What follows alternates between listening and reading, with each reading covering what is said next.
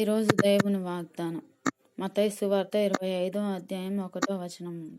పరలోక రాజ్యము తమ దివిటీలు పట్టుకొని పెండ్లి కుమారుని ఎదుర్కొనుటకు బయలుదేరిన 10 మంది కన్యకలను పోలి ఉన్నది. వీరిలో 5 బుద్ధి లేని వారు, 5 బుద్ధి గలవారు. బుద్ధి లేని వారు తమ దివిటీలు పట్టుకొని తమతో కూడా నూనె తీసుకొని పోలేదు. బుద్ధి గలవారు తమ దివిటీలతో కూడా సిద్ధులలో నూనె తీసుకొని పోయిరి. పెండ్లి కుమారుడు ఆలస్యము చేయగా వారందరూ కునికి నిద్రించుచుండిరి. రాత్రి వేళ ఇదిగో పెండ్లి కుమారుడు అతని ఎదుర్కొన రండి అను కేక వినబడెను. అప్పుడు ఆ కన్యకలందరూ లేచి తమ దివిటీలను చక్కపరిచిరి గాని బుద్ధి లేని ఆ కన్యకలు, మా దివిటీలు ఆరిపోవచ్చున్నవి గనుక మీ నూనెలో కొంచెం మాకియ్యుడని బుద్ధిగలవాడిని అడిగిరి. అందుకు బుద్ధిగల కన్యలు, మాకును మీకును ఇది చాలదేమో, మీరు అమ్మవారి వద్దకు పోయి కొనుక్కొనుడని చెప్పిరి. వారు కొనబోవుచుండగా పెండ్లి కుమారుడు వచ్చెను. అప్పుడు సిద్ధపడి ఉన్నవారు అతనితో కూడా పెండ్లి విందుకు లోపలికి పోయి అంతటా తలుపు వేయబడెను. ఆ తరువాత తక్కిన కన్యలు వచ్చి, అయ్యా అయ్యా మాకు తలుపు తీయుమని అడుగగా అతడు, మిమ్ము నేను ఎరుగనని మీతో నిశ్చయంగా చెప్పుచున్నానని, ఆ దినమైనను ఆ గడి అయినను మీకు తెలియదు గనుక మెలకువగా ఉండు. పరలోక రాజ్యము ఒక మనుష్యుడు దేశాంతరమునకు ప్రయాణమై తన దాసులను పిలిచి తన ఆస్తిని వారికి అప్పగించినట్లుండును.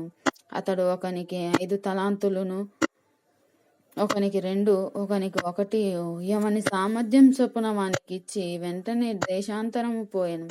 5 తలాంతులు తీసుకుని వాడు వెళ్ళి వాటితో వ్యాపారం చేసి మరి 5 తలాంతులు సంపాదించును. అలాగుననే 2 తీసుకుని వాడు మరి 2 సంపాదించును. అయితే 1 తలాంతు తీసుకుని వాడు వెళ్ళి భూమి త్రవ్వి తన యజమానుని సొమ్ము దాచిపెట్టెను. బహుకాలమైన తర్వాత దాసులు యజమానుడు వచ్చి వారి యొద్ద లెక్క చూచుకొనెను. అప్పుడు 5 తలాంతులు తీసుకుని వాడు మరి 5 తలాంతులు తెచ్చి, అయ్యా నీవు నాకు 5 తలాంతులు అప్పగించి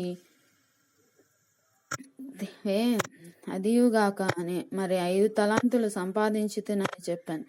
అతని యజమానుడు, బలా నమ్మకమైన మంచి దాసుడా, నీవు ఈ కొంచెంలో నమ్మకంగా ఉంటే నిన్ను అనేకమైన వాటి మీద నియమించుదను.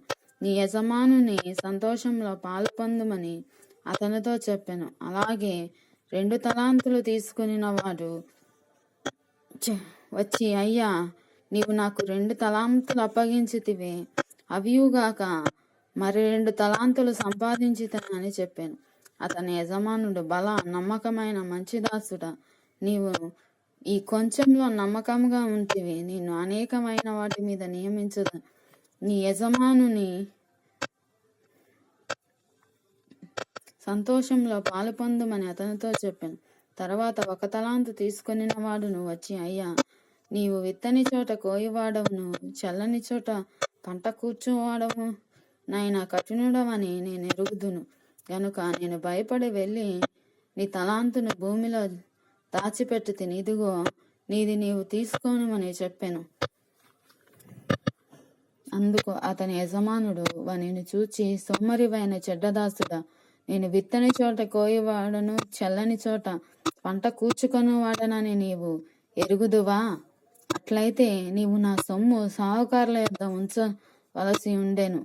నేను వచ్చి వడ్డీతో కూడా నా సొమ్ము తీసుకుని యుందునే అని చెప్పి ఆ తలాంతును వాని యొద్ద నుండి తీసివేసి 10 తలాంతులు గన వానికి ఇయ్యుడి.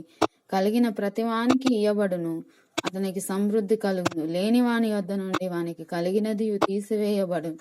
మరియు పనికి మాలిన ఈ దాసుని వెలుపటి చీకటిలోనికి త్రోసివేయుడి, అక్కడ ఏడ్పును పండ్లు కొరుకుటై ఉండున. నేను దేవుడి వాక్యం దీవించునుగాక. Praise the lord.